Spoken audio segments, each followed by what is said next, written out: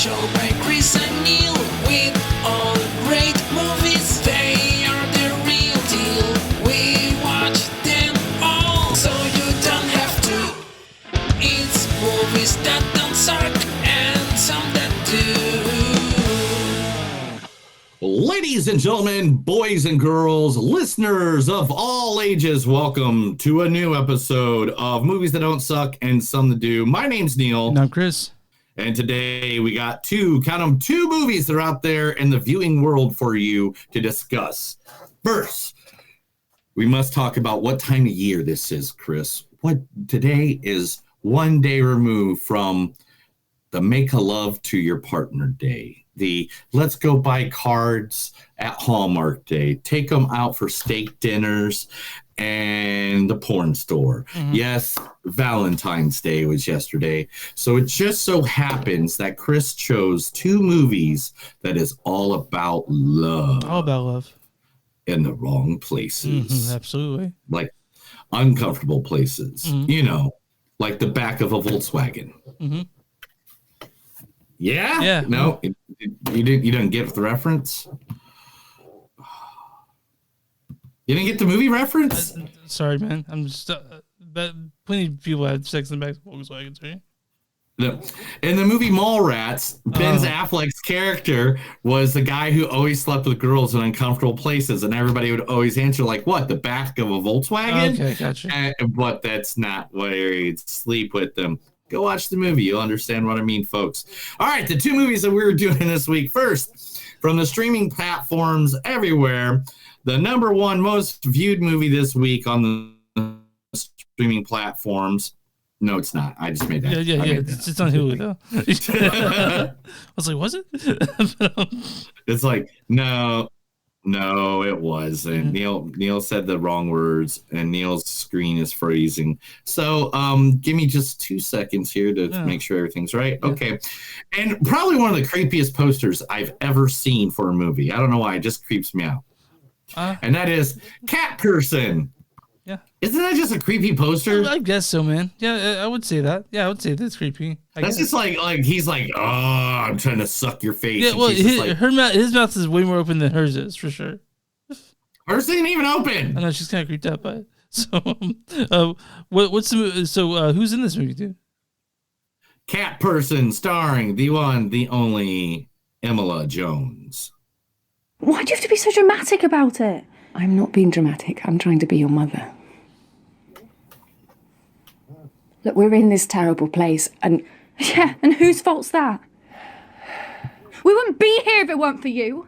We could have got away. We could have gone to Romania. Anywhere. But no, you had to wait for him. Because you're so desperate for him to love you. And look what happened. Well done. No, please, don't go. Don't turn your back on me. Yeah, that's from a movie called Nuclear. I think it was released in the UK. Yes, and the thing is, I try to get like parts from like Coda or like one of her other great films. Yeah, sure. But she doesn't speak more than 5 minutes in her, like more than 3 seconds in a row in any of them. I know it's like trying to find Jason Statham do a speech. He speaks in 3 or 4 sentences each time. Oh, yeah. I'll come over there. Yeah, that's exactly right. Don't make me do things. Yeah. No. You know, like that's it. Yeah. That's it. Like, and I love them. That's pretty good. That's pretty good. Jason Statham, by the way, I like that. It's pretty easy. Yeah. You just put your voice down and talk in only 3-word sentences. But anyway, also in this movie, the one Nicholas Braun. Michael, I want you to know there's nothing wrong with what you're doing right now. I'm not doing what you think I'm doing. It's a very natural urge at your age, a curiosity. Or, it could be more than that. And if it is, I'm 100% okay with that too. No, you don't have to be okay with anything because this is nothing, really. Do you want to talk about it? No, because this is just a bunch of research, nothing more.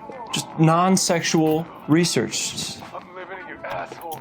That asshole is where my tickle lives. Okay.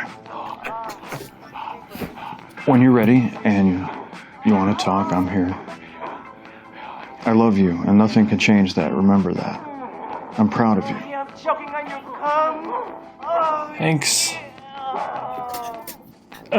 Could you knock before coming in here in the future? Of course. Stay strong. Research. So yeah, that's from Dayton Switch from 2014. That's Nick Offerman talking to Nicholas Braun about how much do you love me that I found that clip? Yeah, it's amazing. How much do you love me? It's very funny. That clip? I cannot imagine. Like I'm going through all this dude's movies, and I'm like, oh, there's something with Nick Offerman in it, and I played it, and I was like, oh, I got to figure out the perfect seconds to cut this. Also in this movie is one of my favorites. She's been starring a lot with Daniel Radcliffe in Miracle Workers, which I think this clip is from, and that is Geraldine Viswanatvhan. That's good enough. Geraldine. That was close. It's a long name. Geraldine Viswanatvhan. Geraldine Viswanatvhan. Yeah, that's it. Okay, here we go. This is her. Geraldine. Hey! Wrong one. No, this is it. Hey! What the hell are you doing on my car? Sorry, there wasn't anywhere else to sit. I'll just be a minute. Move it, lady! Now! I said, I'll just be a minute. Now, are you gonna be nice? Or are you gonna make me smack around those big old titties and call you my sweet Georgia Peach? I will drop kick your soul straight to hell! 3, 5, 4, come! You're crazy, lady! Good luck cleaning my barf off your windshield without wipers, asshole! What is wrong with you? It's coming up! Who is she? She's demented. She's absolutely out of control. She's perfect. Yeah, she was also in Blockers, and she's gonna be in Driveway Dolls. It comes out, I think, in a couple weeks, or yeah. And I can't wait, man.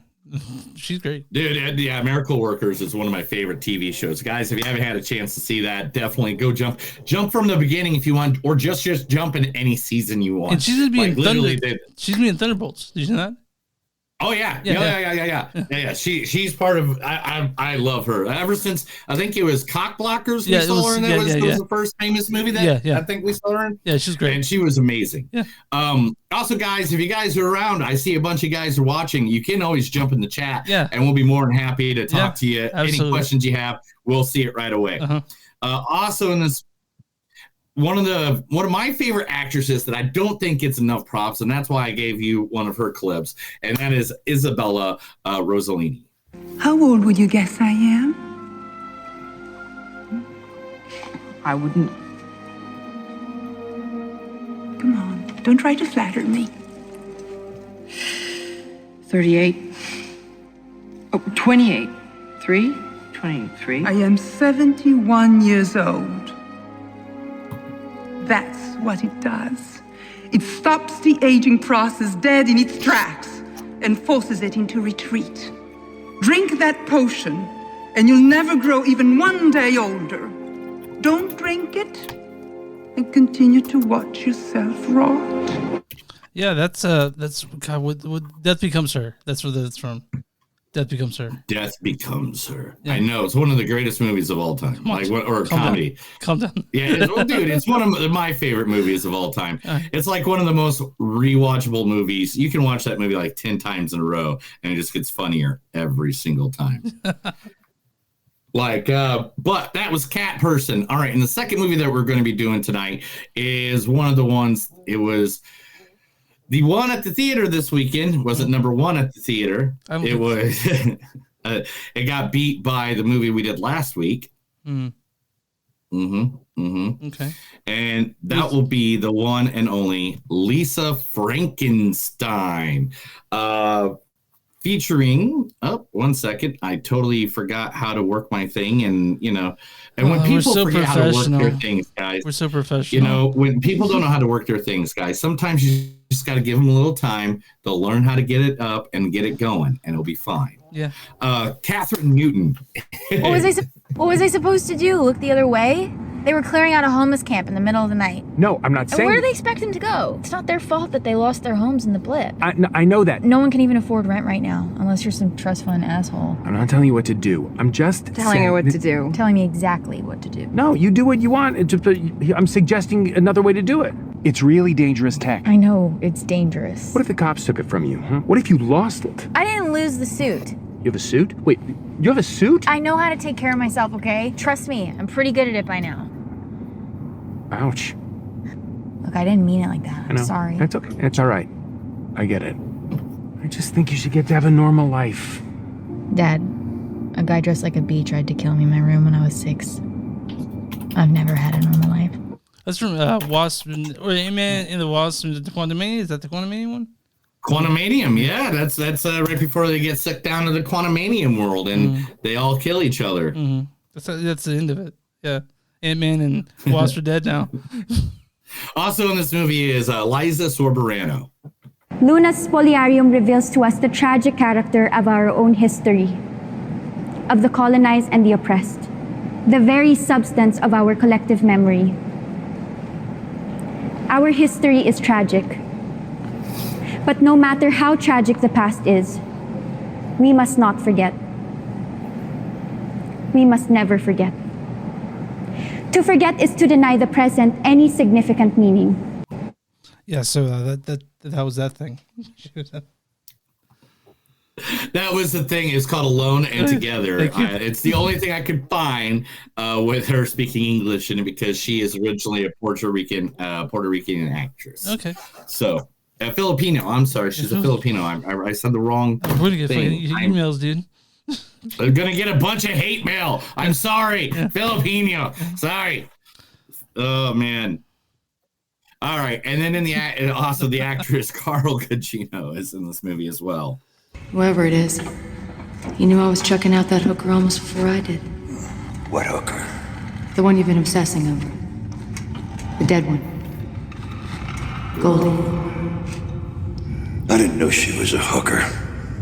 Doesn't make any difference about anything. But I didn't know that. She was high-class stuff. She must have shown you quite a time. That's from Sin City. Sin City. Yeah. Sin City, one of the best movies of all time, period. There is no argument there. Nobody can argue that. Nobody. No, you can't. You can't argue it. There's no way to argue it. I just did.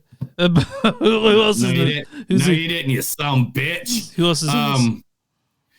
Last but not least, in his second appearance of playing Frankenstein, it is Cole. I can't find his name. Why do they not have his name on there? Cole Here it is. Sprouse. Cole Sprouse. Thank you. I don't know why they don't have it on the first page. It's weird. Cole Sprouse. Why don't you turn that game off, pal? I got 4 guys left. Come on, let's study a little bit. I don't want to study. Give me that! Just killed me. So what? Relax, you'll play later. You can't tell me what to do. Really? How about we take a vote? Who thinks the kid should start studying? Who doesn't? Well, you just lost 2-1.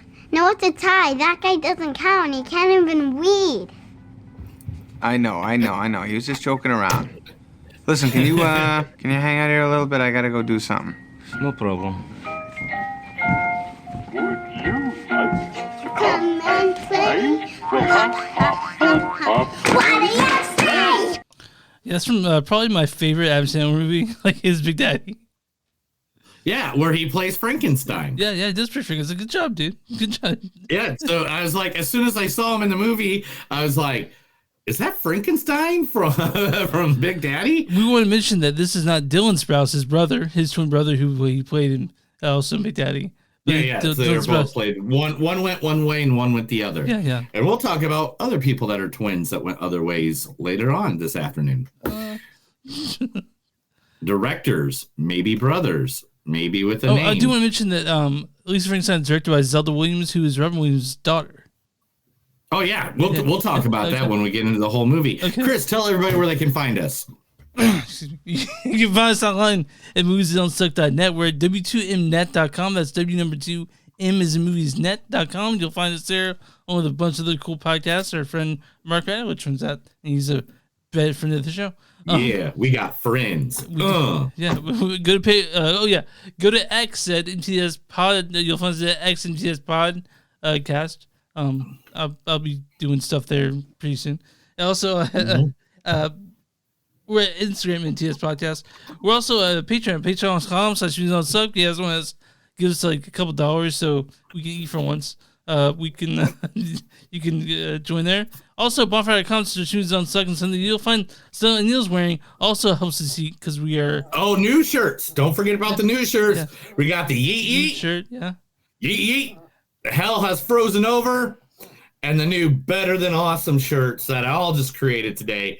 Those are shirts you can buy. They're as cheap as I can possibly make them. I make barely any money off them. I just want people to wear cool, stupid phrases all the time on their chest. And then also we're also we're on YouTube. Subscribe, Facebook at that page, and there you find podcasts on movies. And Pornhub. Don't forget we are on Pornhub. Not yet. We're editing the videos. And then you find podcasts, find movies on Suck and Something to Do. And real quick, Neil, do the sponsor, then we'll talk about something real quick. We have announcements. Today, our sponsor is brought to you by. Are you ready, Chris? When did you eat last? I ate last around 3:00. So. Nomad Barbecue Deli. Yes, Nomad Barbecue Deli. You can get dollar beans. You get $3 sausage. You can get all dollar wings. You can get this beautiful bastard called a Dirty Hog bologna, pulled pork, smoked cheddar sauce, barbecue sauce, and jalapeno crisp on a bruschetta bun for only $13. We're talking, look, the best people in the world go to this place. That's different Topher. Is that Topher Gomez? Yeah. One of the coolest motherfuckers on the planet Earth. Really? He's going to WrestleMania with my you? buddy Tasha. They're really cool. Yes, he'll be going to WrestleMania with me. Like this is literally his plate of what he was eating there. Like these are their plates. This is awesome. Nomad Barbecue Deli. It is at 3023 South Harvard Avenue, Suite 8, Tulsa, Oklahoma. You can go to their website, which is nomadbarbecuedeli.com. Now, to know a little bit about them, they're a husband and wife, Drew and Catherine, who've always wanted to be in the food industry. And they think the best barbecue comes from where, Chris? Kansas City, because that's the truth. Kansas City. So they smoke their meats and brisket and in the Kansas City way and deliver it to the good old city of Tulsa. So if you want good barbecue, if you want good people, if you want to get down on that, look at that. Look at that. I've never seen mac and cheese made with penny noodles. I want to annihilate that, bro. So Nomad Barbecue Deli, it's right here in Tulsa. Again, nomadbarbecuedeli.com, or you can find them on Facebook at Nomad Barbecue Deli. So the thing is that we is on our way home with sushi. So now I don't want that anymore. I throw that shit in the garbage. Get some sort of Nomad Barbecue Deli. Before we get into the movies today, I want to announce, guys, that again this year we'll be covering Panic Fest. So I'm just super excited to tell you guys that. Yes, Chris will be going there in person. I cannot because I already have prior engagements. We all know what that prior engagement is. If you've been listening to the show, I have a friend that is hooking me up with WrestleMania tickets, and so I will be in Philadelphia. And by any means, this sucks. Because for the last 3 years, I'm like, Chris, I want to come up and spend the whole week and just do the Panic Fest with you. No matter what week it is, I'm fucking there. And it has to be the same week as WrestleMania 40. I know. And I'm just like, dude, what the fuck? Like literally all the entertainment shit going on where you go see the movies, talk to directors, talk to actors and stuff like that is literally the 3 days I'll be at SmackDown night 1 and night 2, WrestleMania, and Monday Night Raw. Like literally. It's hard not having Neil there because he's the one who drives conversation. I go up and get awkward. So yeah, you get awkward everywhere. You're just like, so I tell him to write stuff. So he'll have stuff written on his sleeve that he'll just be like, I heard you're in this. Yeah. And a lot of times I'll be wearing the shirt you're wearing, and they'll point me, I'll point back, and that'd be the end of it. No, if they point at you, that means you go up and talk to them. I wave. But like, I remember no. You don't wait for them to come to you, bro. You go up to them. So last year when I was eating like having bacon down in Screenland, and the people from Waste Up came out there. I was like mid bite as they came to talk to me. So I was like, hey. It's real quick. Then it's called the napkin spit, bro. Okay. You like say this is a napkin. Mm-hmm. Right? Yeah. And someone comes up and you want to talk to them, even though you want to eat your food. Mm-hmm. I get you want to eat your food, but guess what? You just get rid of that spit bite. You're like, hey man, how you doing? Yeah. Well, I was like mid. It was cool though. The people were real nice. But you know what? I think we need to talk about movies though. I think that's our deal. Let's talk about some movies that suck and some that do. No, some that don't suck. I said it wrong. And some that do. Let's talk about some movies that suck first. Let's talk about Cat first. This directed by Susanna Fogel.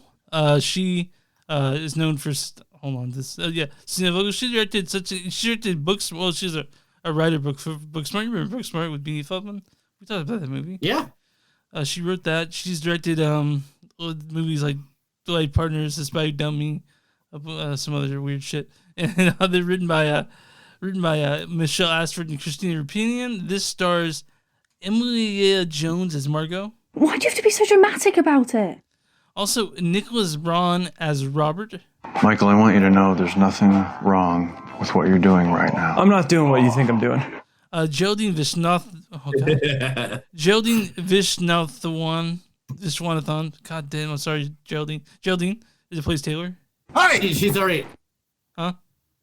If you listen to any of her interviews, she's very clear that everybody fucks up names. So, okay.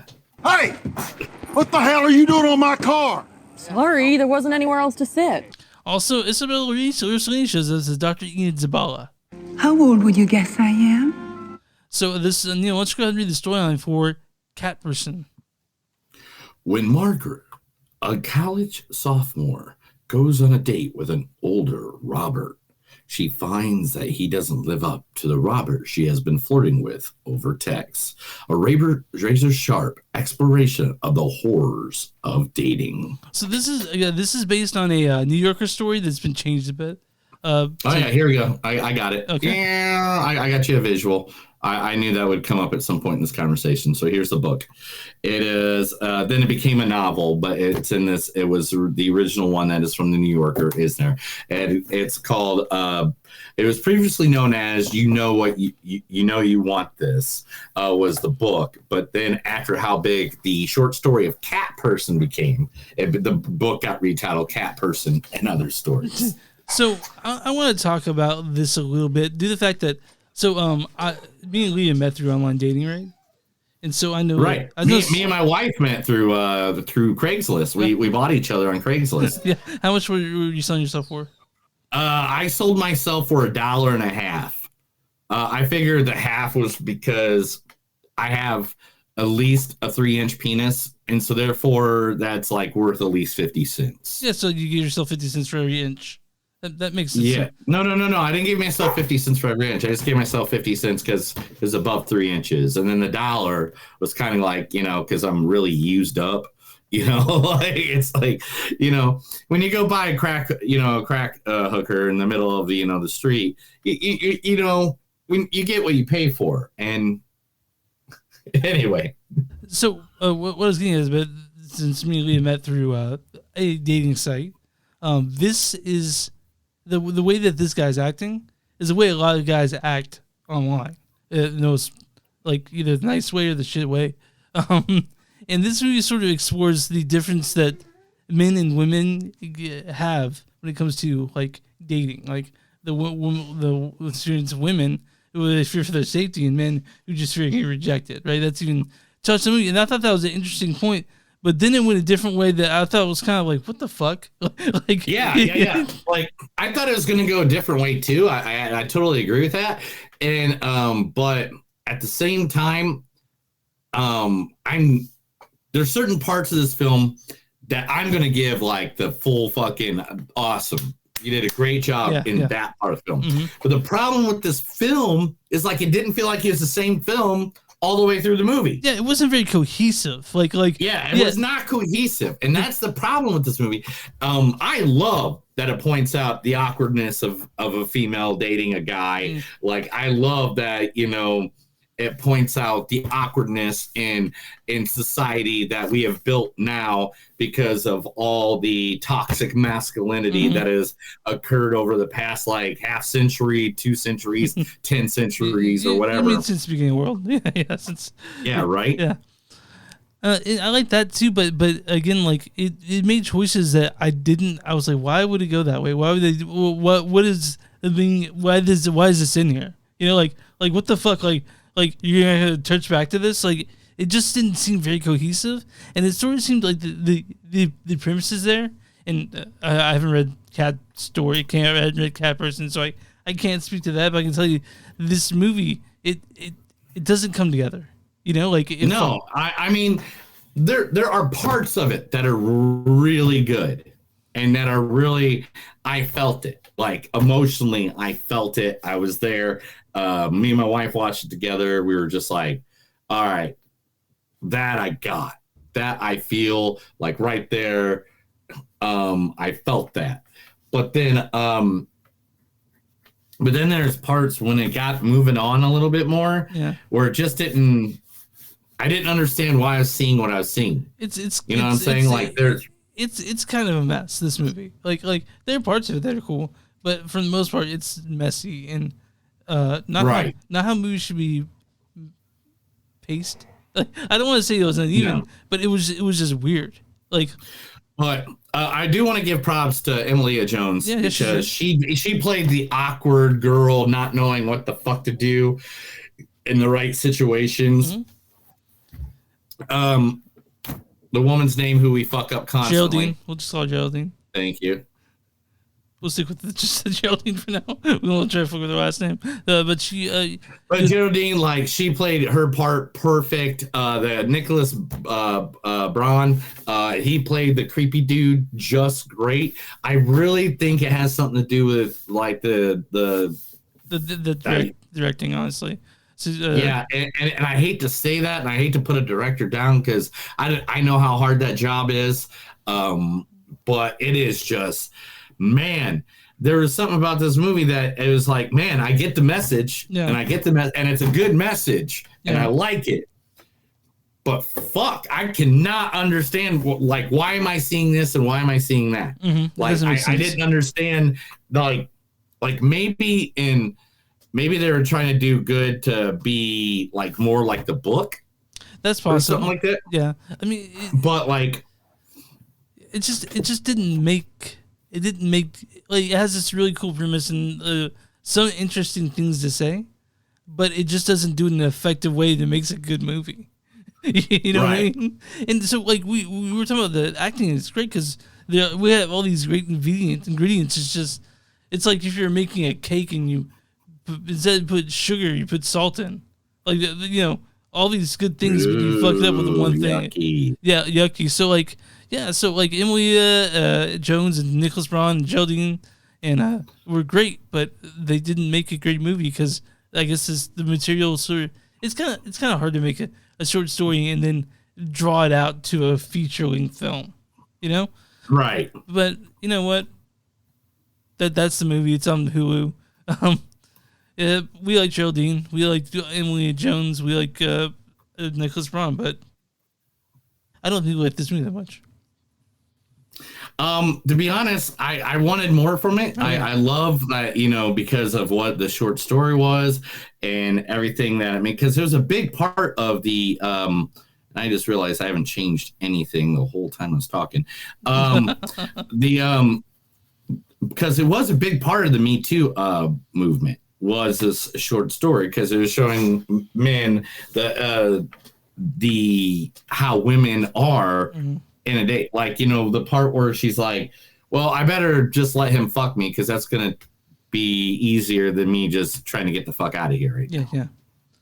And it's like, wow, it's like Was I ever that guy? I don't think I was ever that guy because I'm pretty sure I left the door wide open for everything I could possibly do to make a woman feel comfortable. But now and safe, I'm just like, yeah, and that's one of the parts of this movie that I'm just like, man, I don't know if I feel good about me as a human being after that. So yeah, like, yeah, this is a bit of a so like cat people or cat person. Cat People's a completely different movie. Somebody in the chat is like, is this Cat People? And it's like, no, this is Cat Person. Cat People's a totally different movie. I know what Cat People is, like is a old horror movie that, you know, I know what that is. Okay, fair. But no, I'm on so Neil, my score on this out of you guys is first time listening, we score something 0 through 5. I'm gonna give this a 2.5, man. This is a STD. Didn't come together for me. Something to do. I think it has to be. I'm gonna go a little higher just because Emily's acting, and I really like the acting that she was doing because she made me feel for her. Like I felt sensations where I was like, yeah, I feel creepy. And I have to go at least like a 2.9 on this. I think I liked it a little bit. There's so many parts of it where it's kind of like, I have no idea why I'm seeing this. Like, why is this doing this? And why am I getting this explanation? I'm going on the sort of thing that, like, would I ever watch this again and recommend it to anyone? Absolutely not. That's where I was at. I almost forgot I watched it. I remember I was getting ready for the show yesterday. I was like, oh my God, me too. That's the thing. That is a thing. Maybe I need to go lower. I'm going 2.7. Now you said that. I did. I forgot. I watched the other movie, Lisa Frankenstein. And it's like, oh, I need to go home and watch the second movie. What is the second? Oh shit! I already watched the second movie. Never mind. Do I remember what it was about? Like, all right, man. I'm on tomatoes.com right now. The guys, Neil's gonna try to guess the score, and we'll see. I'm on tomatoes.com right now. Neil, what is the audience score for Cat Person? If you had to guess, this movie, Cat Person, rated by the audience, is going to be a 38%. 48%. You're 10 off. 48%. Damn. Now, what is the Big Bang Critic score for Cat Person?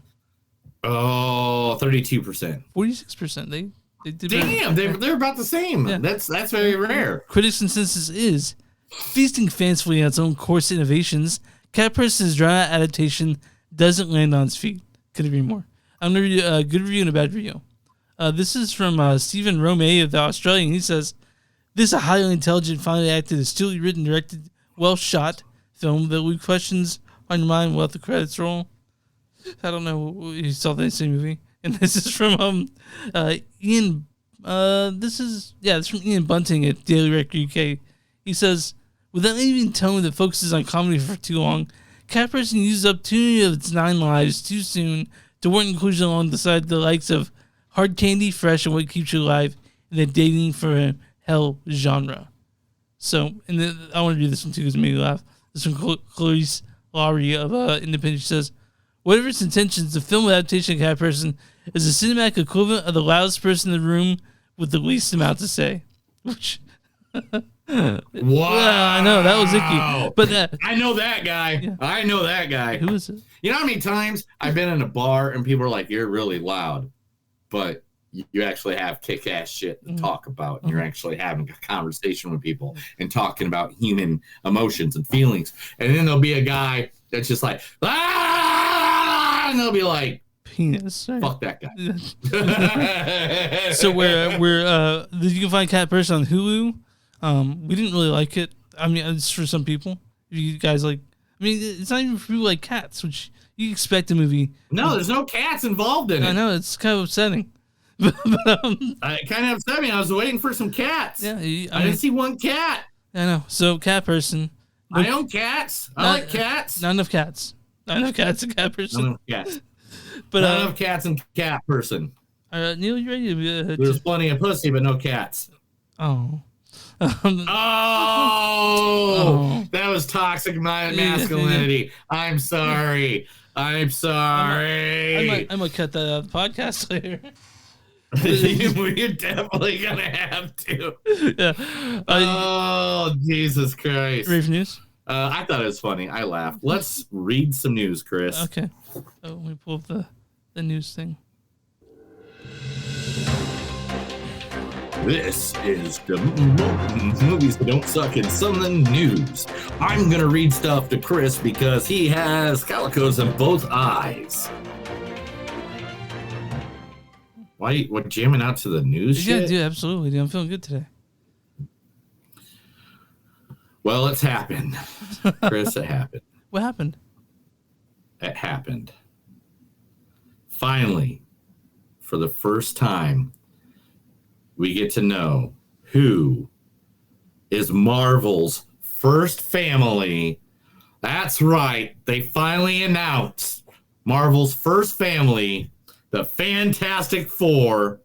And here they are right in front of your face. Pedro Pascal. We are going to get the great Pedro Pascal. We're going to get Vanessa Kirby. We're going to get Emma Moss Balraj, also known as the one and only Eddie from Stranger Things. And Joseph. When you do Ivan Bacharach, you also got to talk about the bear. Oh, shit. I'm not wrong way around. You're right. Wrong way around then. I'm sorry. I was going by picture, and I thought it matched the... What am I doing? Joseph Quinn played Eddie. Ebnon Moss Balraj played the bear. This is our final four, our Fantastic Four family. So who's playing what? I want to know that. Okay, so Pedro is Mr. Fantastic. Vanessa is obviously Sue Storm. Hello?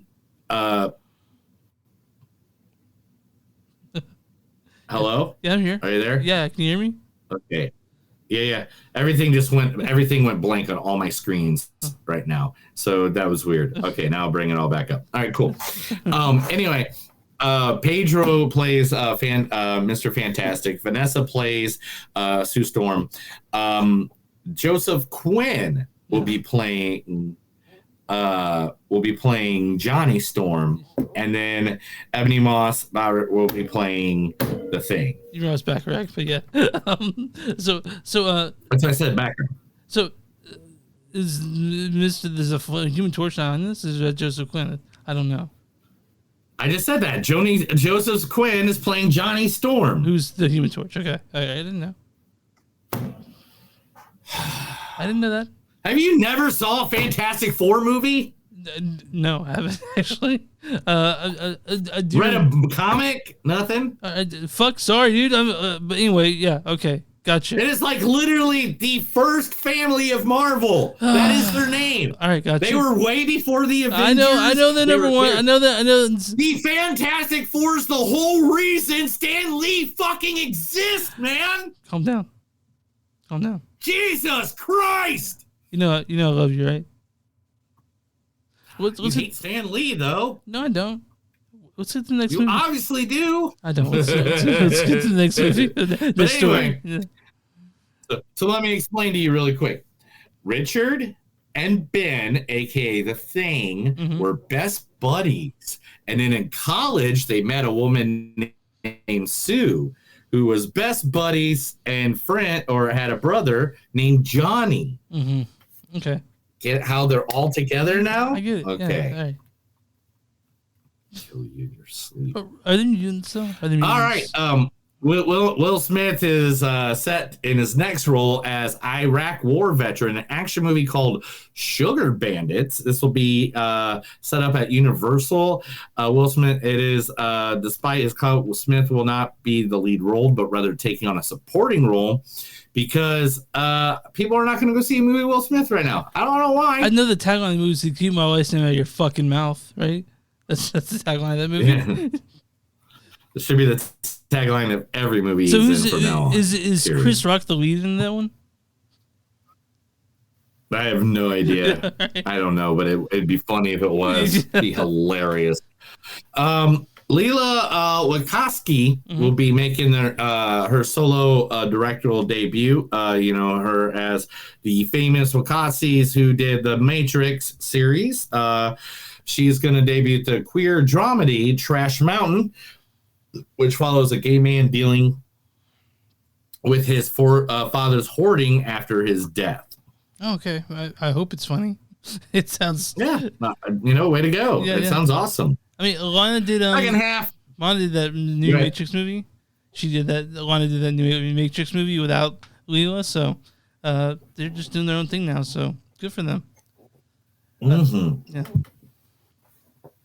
Second half of American Horror Story Delicate will be finally coming out. It will be airing in April, the 12th season, second part, which got stuck because of the writing strike, the actor strikes, and all that stuff.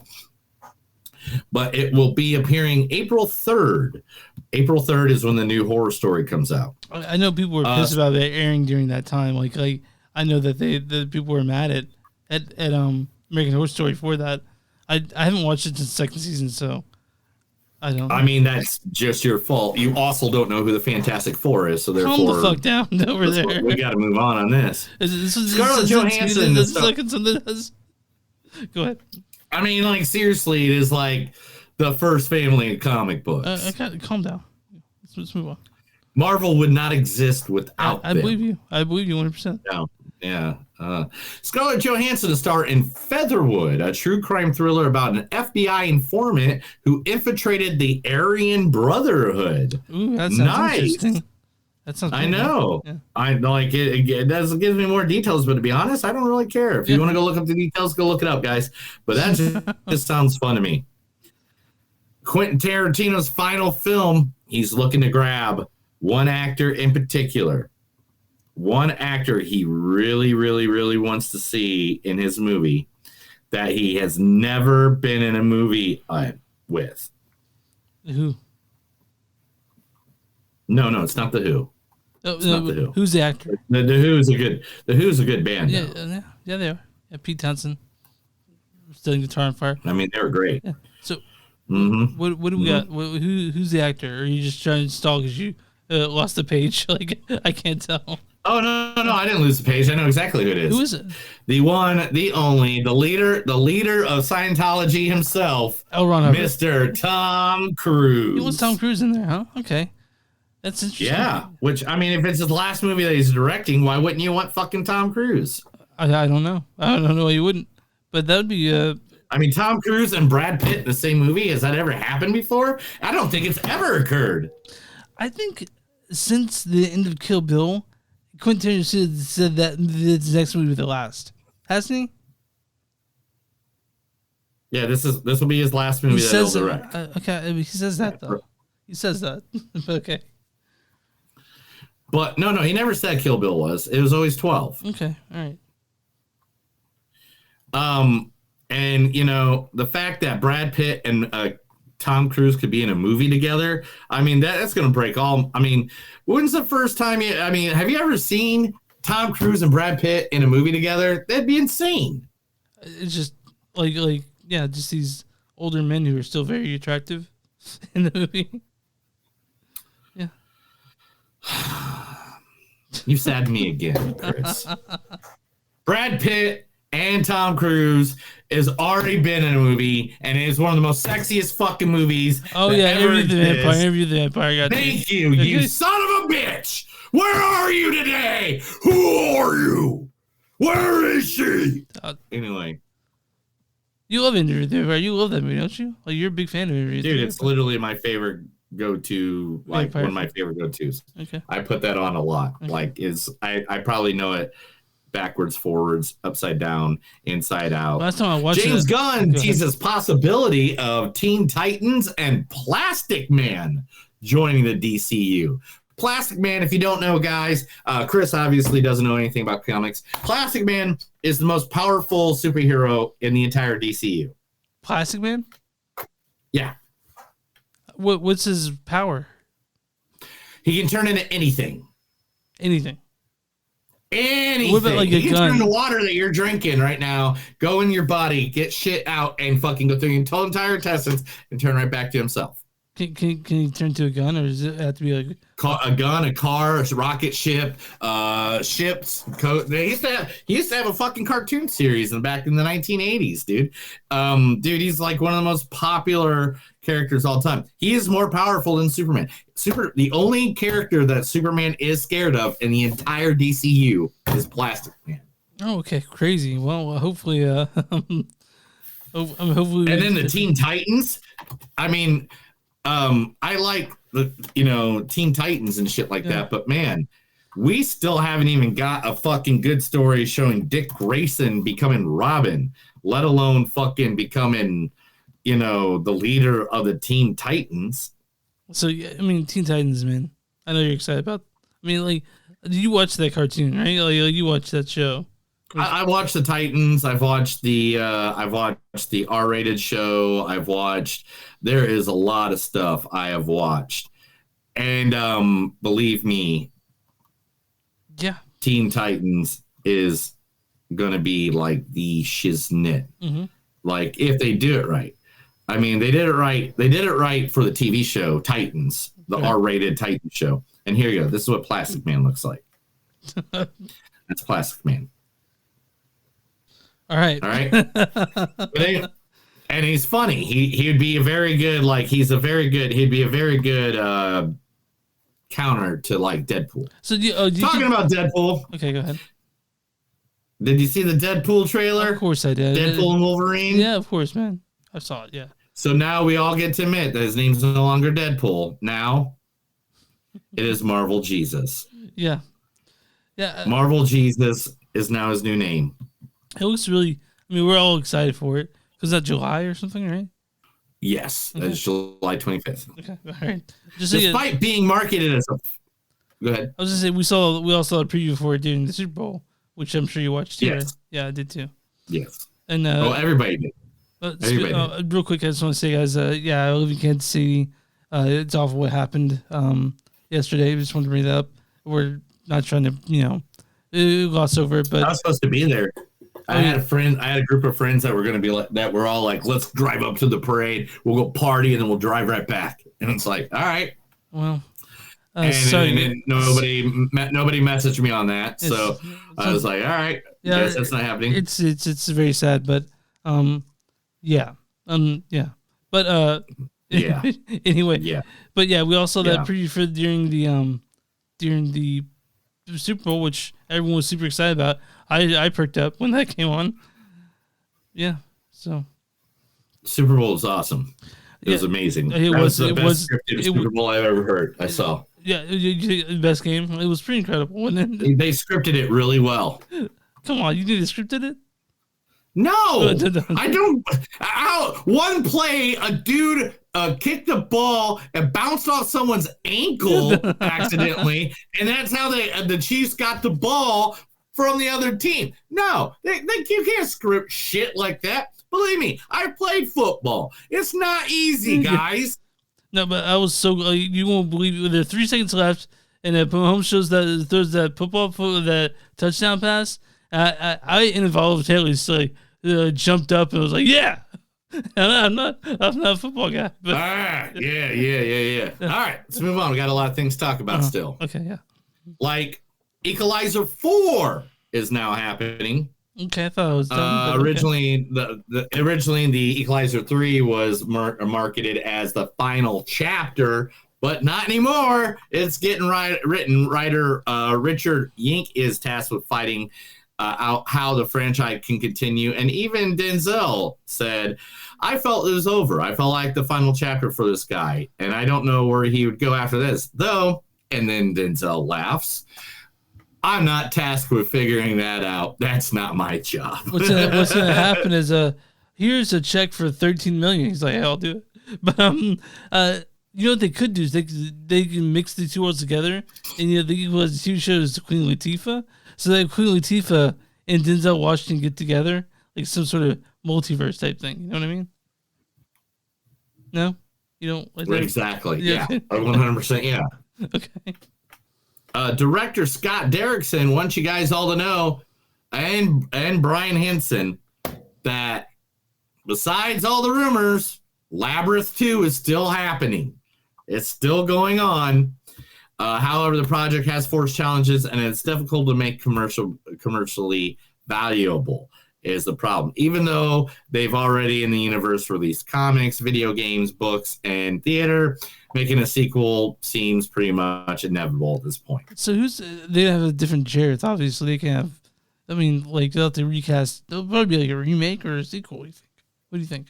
Dude, it has to be someone like Adam Lambert. It has to be someone like that. Yeah, okay. I'm saying it does. It seriously does. Yeah. You have to, or Lil Nas. Yeah. Maybe Lil Nas. Lil Nas X, maybe. I want somebody that dresses like a drag queen fucking up on that, being the replacement. Yeah. It's just that no one's as amazing as Dave Bowie is or was, but we'll see. Hey, Dwayne Johnson, if you don't know, is having a great month already. What's going on? Well, the fact that he's going to be at WrestleMania. Yeah, I know you're super excited. He did everything, all that shit. Dwayne Johnson says that for Moana, not 2, but Moana the live action, just signed on the most annoying musical man in the entire fucking industry. Mr. Lin-Manuel Miranda can't write a song unless people half rap it, sing it, songwriter. So look forward to that, guys. That's coming. No. I know the Constitution and the words it says. Oh, I gotta get you in the time and get my bread. See, look, I just wrote just like he does. Okay, man. Anyway, Conjuring 4 will be the final installment about the entire franchise. I doubt it. I really fucking doubt it. like they're gonna say it's the final one, but unless they both die, it's not the end. You know. Hopefully they do. It'll be called The Conjuring: The Last Rites. Okay. Well, yeah, with the name like that. So I mean, we're gonna see it because we are big fans of that James Wan. But I mean, yeah, we'll see it. Yeah, we'll see what's going on. Sophia Turner and Kit Harington are uniting for the first time since Game of Thrones in a new gothic horror called The Dreadful. Now, The Dreadful is going to be directed by Natasha Karaman. The plot of The Dreadful revolves around Anna, who's going to be played by Sophia, and a mysterious man from her past, played by Harrington, who brings significant events into her life. Okay, well, that sounds terrifying. I know. If they make out, I'm probably going to throw up in my mouth a little bit. You don't think that? Why would you make out? Well, like that. Jon Snow and they're brother and sister. In real life? No, in Game of Thrones for like 9 seasons, in 8 seasons. You know. Yeah. Evil Dead director says the spinoff will drop in 2025. Apple and ATV or AT4. I'm sorry, 824. Crime thriller will be bringing back Denzel Washington and Spike Lee together. Nice. For the first time since I think what is the movie they did? I think it was. It's called High and Low. Is the name of the movie. I think the movie they did together was the Mo Better Blues. Was it Mo Better Blues? Devil the Blue Dress. I'm trying to remember which one it was. I mean, I know that Spike Lee directed X, didn't he? Yeah, this is gonna be a masterpiece with a complex storyline. The historic collaboration marks the 5th project they've worked. Okay, the last one was I think the last one was Inside Man, maybe when they worked together last. Oh, I forgot that was a Spike Lee joint. Yeah, it barely yeah, it didn't seem like something he direct, but he did direct it. Dan Thatcherberg will be directing Prey 2 and another standalone Predator outing called The Badlands. Okay. Well, I mean, it's cool that they're changing the name from the Predator movie to just having like different shit like Prey 2, Badlands, all Predator involved, but not naming it Predator, you know what I mean? Right? I mean, I don't even know what's going on. Sorry for Transformer people. The new movie is on hiatus right now because they can't figure out how the fuck to write this shit. The director of Blue Beetle, Angel Manuel Soto, will be has rejected many screenplays, and he is the one who will be doing the directing. So we'll figure that all out when it comes around. He gets directed, he reads it, he does the garbage. not good enough or something like that. So, yeah. I know, right? Or this is shit. We have Michael Jackson. Michael Jackson is now going to be on the screen, and we got a first look at the good old Michael Jafar Jackson's version of Michael Jackson. Yeah, it looks like and there he is. It looks like him for sure. Yeah, dude. Looks pretty close. Yeah. Looks as close as you can get without a nose job. Yeah. Oh, come on. And so that's pretty cool. What? Yeah, all right. The guy grew up 45 miles from me. James Gunn wants the fans to help him out, man. He really needs your help. Okay, well, I'm ready to give it. What does he need? He wants you to tell him where to put Mr. Dave Bautista in the DCU. Oh, I mean, put him anywhere. But put him in front because I love Dave Bautista. Now, the biggest one so far is Hugo Strange. Oh. Hugo Strange.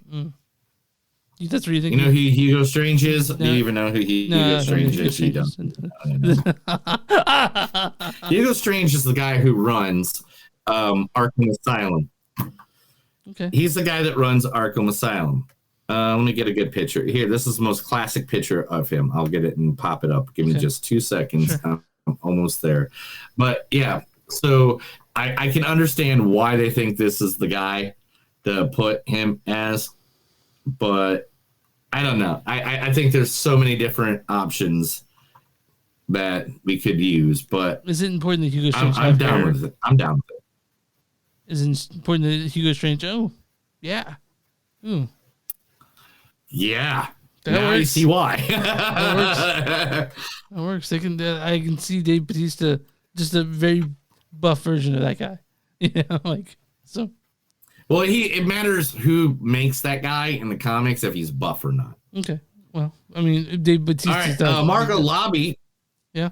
No, go ahead. No. It matters if the character's buff or not, right? Like that because Dave Bautista's a hulking man. You know what I mean? So. Yeah, Dave, and he can wear a shirt. All right. So if you don't want him buff, well, he wore a shirt. He wore a shirt in Knock at the Cabin Door. He still was a hulking man in that one too. But you're right. We'll see what happens. Yeah, I mean, just because he's like 6 foot and like big wrestling guy, whatever. Yeah. Anyway, Margot Robbie's production company, Lucky Chap. Now, if you guys don't remember that, this is women, run by women, all like women directors. Like it is her company that is trying to make the women awesome. It's the company that backed Barbie to be the big aorist that it is today.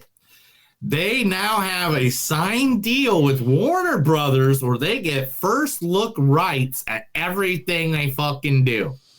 Cool. Yeah.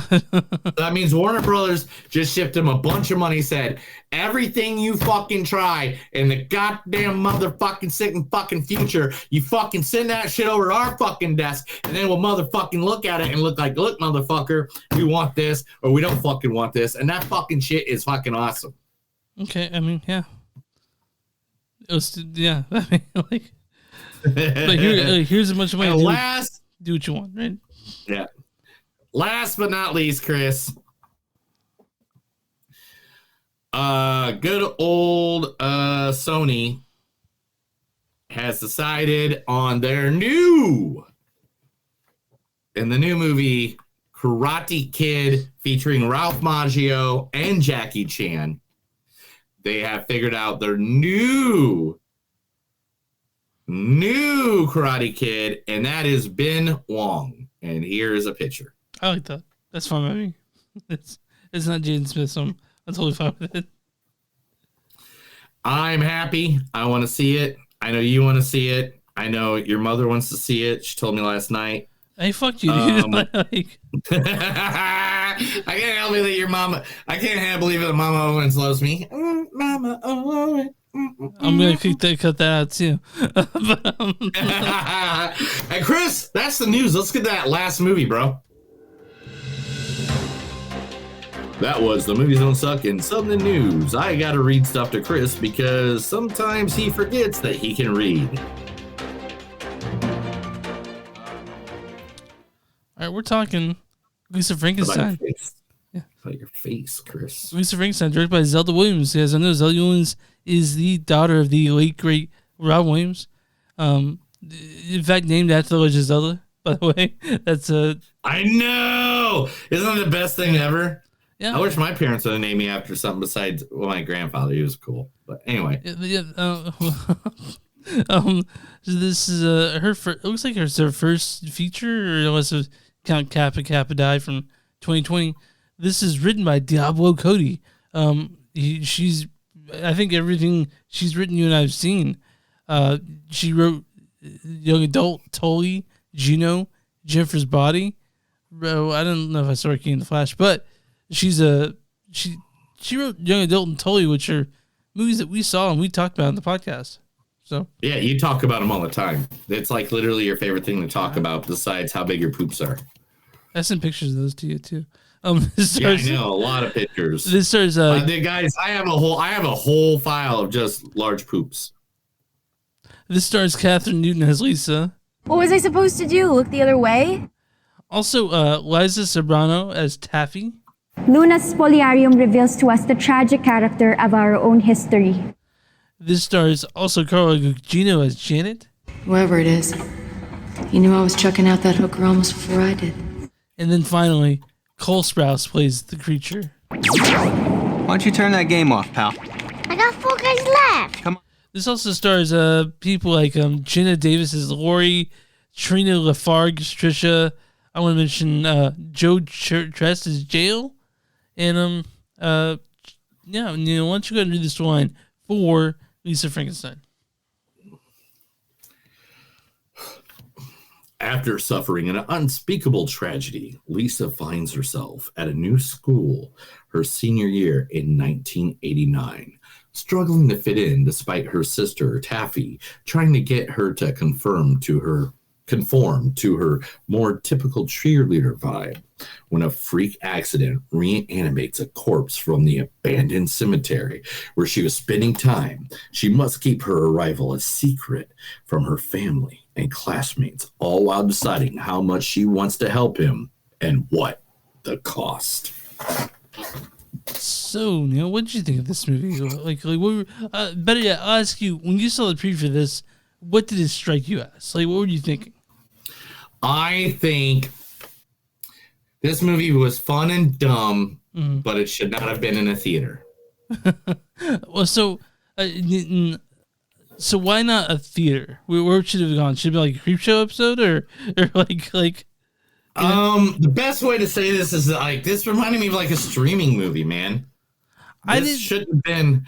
It was fun. I had a good time. I laughed. There were certain parts I laughed at that other people had no fucking business. I got the jokes on many of the hidden jokes that were in this fucking movie, and there were a bunch of little hidden jokes. If you know your horror movies, your cinema and stuff like that, there's a bunch of little Easter eggs in there for you.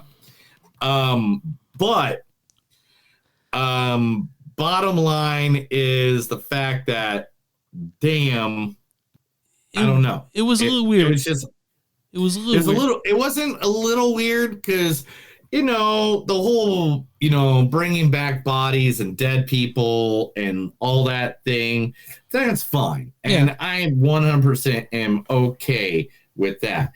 The way it just it got kind of weird at the end. No, the weird thing is at the end, because this whole movie you're sort of trying to assimilate who Katie is, or Lisa, the person who plays the character. Sort of, you realize are we supposed to feel good about what she's doing at the end? Because I don't feel good about what she's doing at the end. No, yeah, that was another thing too. It was just am I supposed to be feeling who's the good guy, who's the bad guy? It's one of those movies where I don't know if I'm supposed to be rooting for her. Yeah, because you and I we're not awful people. I think we're pretty moralistic, but I've only killed a couple people. So I'm just trying to figure out how are we supposed to feel morally about this? Not that we need our movies to be moral compasses. It's just that it changed at the end. What the fuck are we supposed to do with this? What do we do? You know what I mean? It was fun. It was cute. And when I saw the preview, I was thinking, okay, this is kind of like a kind of like a Burton-y thing. But you're right, it's not. It's not that. It's kind of dumb. It's kind of dumb, and I mean, by any means, did I laugh? Yeah. Yes. Yeah. Did I have a good time with it? Yes. But guess what? I didn't have an understanding of why. Yeah, and it kind of remind me of the best way, and the filming style really looked very B movie. It didn't look like that was kind of the point, though. Like I didn't think it's just like a cinematic masterpiece, but I would like to see the R-rated cut if there is one. Like I really like the I really like the colors. I like the framing of it and stuff like that. I love the fact that half the movie we're literally hanging out in a garage inside a tanning booth and just chilling. But like there's some things. Yeah, there's some things that I don't. It was just like, all right. I like the actors. The actors were good. It was funny. I got the whole dilemma and all that stuff. But what was missing? There was something missing that just made it feel like I thought it wasn't 100%. I thought it was kind of flimsy. It went on a little place that didn't need to go, and it was goofy, and that's fine. But also wasn't. I don't know what there was a greedy that didn't bring it all together. It didn't have. It's not as bad as Cat Person. No, but it's not super good either. Who's Frankenstein's okay? Yeah, it was like they're trying to do a love story that we're all going to be like, oh, they're creepy, but it's cool. I get it. We all love you. Because it was released on fucking Valentine's Day at any rate. Yeah. But on top of that, it was like...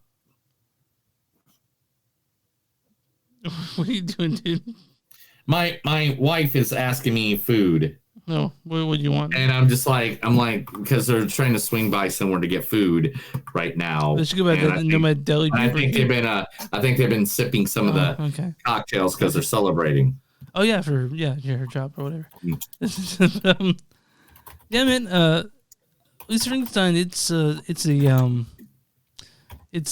that didn't quite come together for me, and it was okay, but it was again. I thought it meandered a little bit. I thought that. And it didn't need a big message, but the message was lost in it. Like that's how I feel about it. Yeah, it was lost, and on top of that, it was just like I couldn't figure out like if we were supposed to root for her, if all of a sudden we're supposed to not root for her because she's killing everybody, or helping kill everybody off. And I don't think I'm really ruining anything. I mean, her name's Frankenstein. For God's sakes, there's going to be murder. So it's just like it was just like I have no idea if I was supposed to be rooting for her, if I'm supposed to be rooting for the bad guy, if I'm supposed to be like I don't know. Do you think it was directing or story that didn't make it work? Or do you think it was both? Maybe. I think it has to do with story in this one because directing was fine. Everything went fluently, but it was just the story didn't piece together exactly right at the right times. Yeah, I kind of agree because the choices that were made with the story is what made it sort of like, huh? That doesn't. And believe me, I love a good movie where you cut a dick off. Yeah. Who doesn't love? I'm not going to say why a dick's cut off, but there's a dick cut off at one point, and it flies through the air, and that made me laugh like a fucking clown at a freaking circus. Yeah. Like I was hysterical laughing, but I just don't understand some of the other choices that were made in this movie. Yeah, I don't either, and it's funny for parts of it. And by any means, if I was watching this stoned at home on a platform, I would never give it a second thought. Be like, that's cute. Yeah, that was cute and stuff like that. Yeah. But I went to a theater and saw this. This was like a movie you get on DVD Tuesday at Walmart. Remember DVD Tuesday? Or it'd be DVD Monday. At midnight on Monday, or 12:01 is when they put all the DVDs out for Tuesday with DVD Tuesday. And then I used to go out there with groups of people stoned off our asses. Yeah, it's and then would buy DVDs right at the time. Yeah, I don't know. I felt like it went far to a direction that it just didn't, like, it was so thin and, you know, but I liked it. I'm not saying I didn't like this movie. I didn't like it as much as I hoped I would. I really thought I'd do. I really thought I liked it a lot. You know? Yeah, I really thought it was gonna knock it out of the park, but it kind of reminded me of, like, I wanted to love it and I wasn't able to, you know? Yeah. I wanted to love it. It reminded me of, like, Totally Killer in a way. Mm-hmm. Yeah, where yeah. Totally Killer had spots where it was kind of like, man, this is a really good movie, but why that? Yeah, why is that? Yeah, yeah. Well, what does that have to do with any of this? Are you just trying to stretch the movie out now? Yeah, it sort of reminds you a little bit like Warm Bodies. You remember that one? You like Warm Bodies quite a bit, though, right? Yeah. Yeah. I got that sort of feeling because it's sort of the same sort of kind of thing going on. But but this is not that, and it's different, and it's not as, like you said, it's not as good as we want it to be. We didn't hate it. We liked parts of it. But by any means, I can rewatch this movie, and I'll be 100% happy with that. But it's just not as good as we want it to be. Right? Yeah, I wanted this to be knocked out of the park. I wanted this to, like, make me laugh with my funny bone. I want to have 5 sequels. This one, it's good where it is with the sequels. But yeah, this is Lisa Frankenstein. Neil, what's your score for Lisa Frankenstein?